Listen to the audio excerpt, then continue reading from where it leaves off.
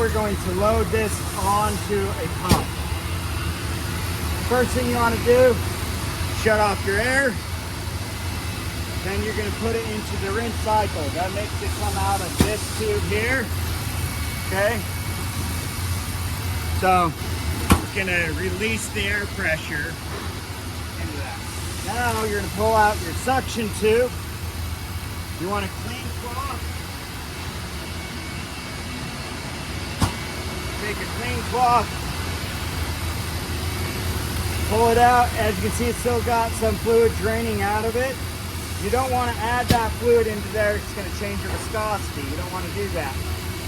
This is mixed and set to a viscosity that's already pretty thin, and if you add more solvents and stuff into it, then it's going to throw it off and you'll have product run. And so you want to be careful not having product contamination over tank.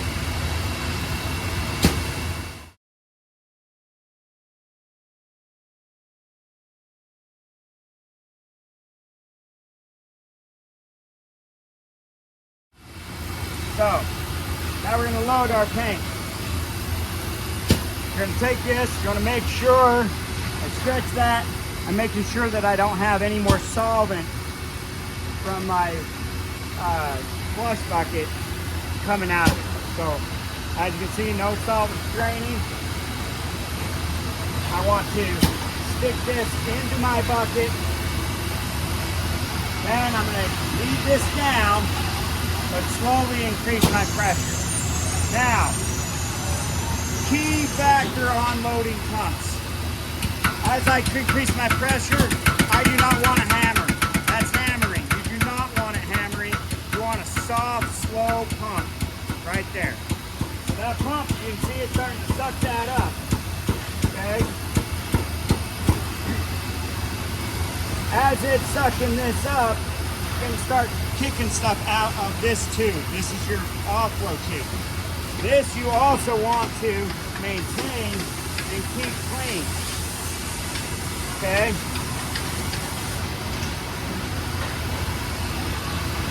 You're going to offload this.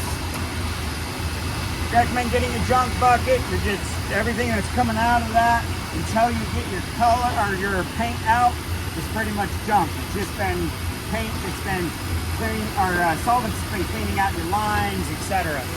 So, you're going to increase your pump. You're going to have it slowly chugging, right? You're going to let that cycle through. Now you can see that it changed from a creamy texture into a nice liquid that's coming out. So now I'm sucking this through and back into this. This is ready to be fully loaded to the gun. So I take this, now that it's been wiped off, and I put it into the bucket with my suction. Once it's ready, I'm going to leave that off. I shut it off again. I'm going to load it. This makes it so it loads to the guns. So you're going to make it in an upright position. Once it's in an upright position, I can open that up. Slowly open it. That way if it starts hammering, you could have an air pocket or you could have air leakage in one of the lines. If it's sitting there hammering and you're loaded, it shouldn't be doing that unless the guns are calling for paint. Now we have that fully loaded.